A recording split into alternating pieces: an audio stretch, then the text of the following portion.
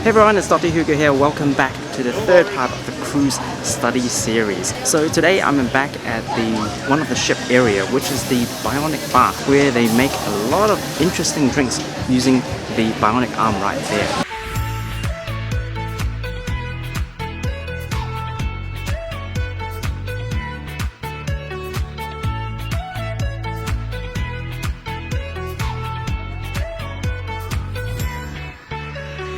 If you're new here, welcome. I help students and working professionals study more efficiently so they can regain more free time to do what they love and maintain their perfect study-life balance. So today I plan to spend 5 to 10 minutes with you talking about how to unlock unlimited study motivation, and then I'll be returning back to my family to spend quality family time with them. So first and foremost, we should know that motivation is really a myth. We've all probably been there. There's this very well put together motivational video with someone in the foreground that is working in a gym, sweating hard, or that inspirational speaker telling you that you only have one life, and they're telling you, hey, you need to work more and sleep less to get that extraordinary life. And with all that inspirational speech and music that's building up, there's massive amounts of motivation in you, and this video has successfully fired you up for tomorrow, and you're going to tell yourself, hey, tomorrow I'm going to be different. And when it comes to tomorrow and you actually wake up and you sit down and do that work and that task is right in front of you, 5 minutes in, you pick up that old habit again. You pick up your phone, scroll on TikTok, Instagram, YouTube, and that cycle goes again, and that motivation burns out. And at the end of the day, you didn't get that task done, and you're not able to stop yourself from scrolling endlessly on social media. So you might think to yourself, hey, enough rambling on. So what should I really need to be focusing on? You told me that external motivation doesn't work. So what should I really be focusing on? If I just can't stop myself from procrastinating, I just don't have that motivation to continue studying, what should I do? So at the highest level of truth that I can find right now, there are two main things that drive all human behavior, and that really includes your study motivation. And let me show you right here.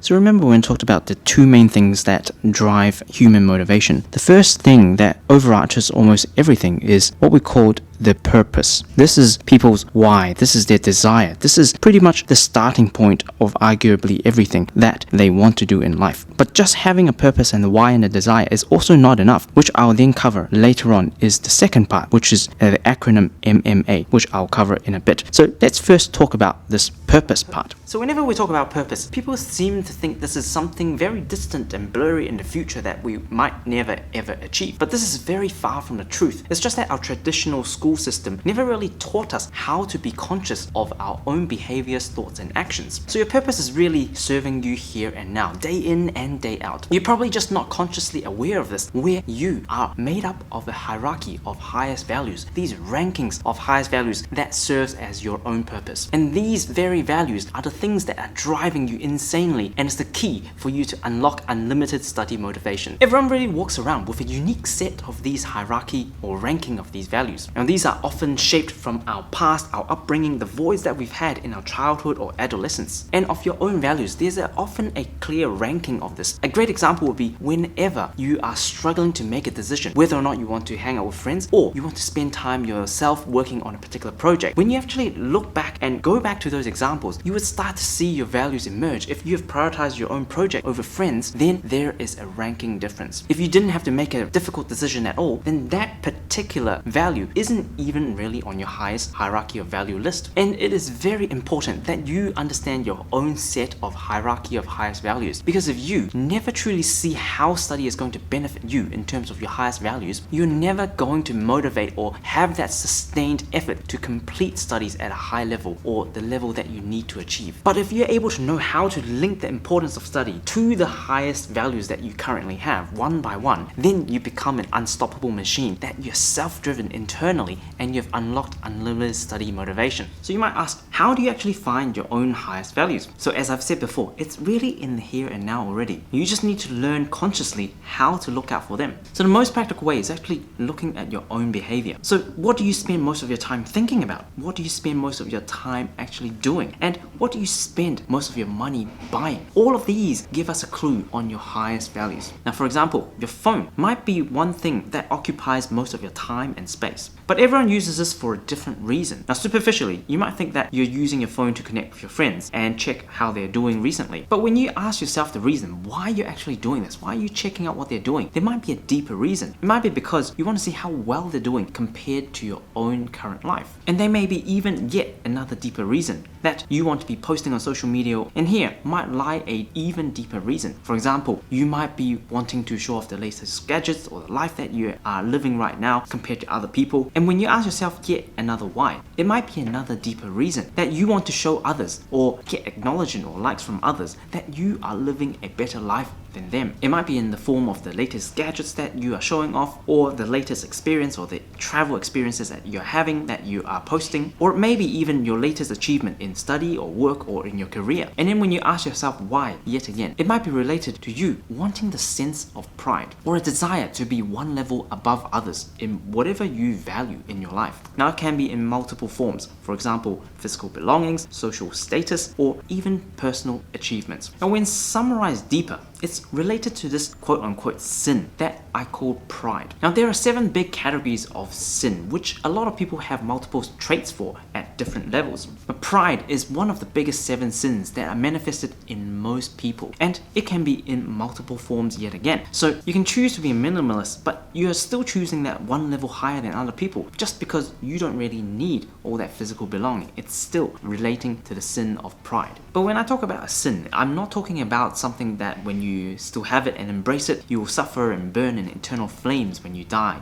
But I talk about it as a sin because if you don't understand it well, it becomes this metaphorical hell on earth for you to be in an eternal struggle and frustration if you don't know yourself well, and this particular sin is actually taking control of you. Let me give you an example. For example, if you want to achieve well in your workspace and your career, and you cannot control the sense of pride inside of you, and you go around and try to one-up everybody and say, hey, look at me, I look so good. If you keep on doing that, your career is not going to progress that well. But if you're able to use this pride as an advantage, like a friendly competition with other people without the need of boasting to other people, because you know that you've internalized this becoming an internal pride where you're constantly comparing yourself just with your own self. Have you improved compared to your old self? Or do you know that you're working hard, trying to outskill or outpace the other co-workers that you're with? Now, relating back to finding your highest values. Now, pride, as we've just talked about, is really in every single one of us, and it drives us in a different way if we're a different person. So for example, people who are in high school that want to get into medicine, they don't focus on the fact that they need to study. They think about the prestige, the acknowledgement from their friends, and the approval from their family once they become a doctor, which then ultimately links back to their own pride. And they see that studying and getting good grades is really a way to fulfill their own highest values and giving them that self-worth as well. And they do this because they know that this is the most efficient way of satisfying their own pride, and they will get that bragging rights once they achieve those good grades and get into medicine, for example. It might seem all very superficial, but trust me, I've talked to a lot of my medical school friends, and it might seem very superficial at first, but a lot of this actually is really doing us good when we're doing it for the good reason. If we know that, okay, I'm going to get into medicine, I'm going to become a doctor, it's a good profession where I can help people. You need that sense of pride to drive you forward. Now, society tells us not to be prideful because it's seen as a negative thing, but as you can see, pride can be also used positively. So we just need to learn how to cultivate this properly, so we internalize this and cultivate this to actually improve ourselves in every single area of our lives. Then we eventually evolve to just compete really with our own self to see whether or not we've tried our best to improve on our previous version of our own self. And then once you achieve those achievements, you then help others along the way. As you learn and grow, then you help and give back to more and more people. Now, this is really a beautiful way of embracing one of these 7 sins that I've talked about. And there's really a step-by-step way to unearth all of the highest values that you have right inside of you. Then you can use this to your advantage to link this with the importance of study to then generate unlimited study motivation. I've also included in the link below where you can join us to tackle every single area of the problems of studying that you're having right now. So click the link below to find out a little bit more if you're interested. So I know I've only covered really